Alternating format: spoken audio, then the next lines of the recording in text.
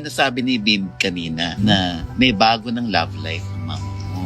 Yes. And May bago ka ng love life. hindi naman love life, but it just flowed. Nangyari. And he's a doctor. And I think that's part of the reason why it was easy. Kasi alam niya kung anong pinagdadaanan ko. And he's part of the reason why I'm confident na pwede akong umuwi. Kasi alam ko na there's someone who will help in taking care of me. So obviously, by saying that, alam na nila na he's a doctor based in the Philippines. Oh.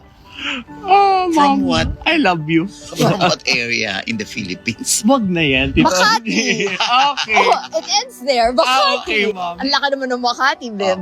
Ay, At maraming ospital in Makati and in BGC. Okay, ma'am. So may dahilan, Mare, para... Can I just say na may malaking gap naman. Hindi naman sila nagkasabay. Oo, yeah. At hindi siya ang dahilan Walang kung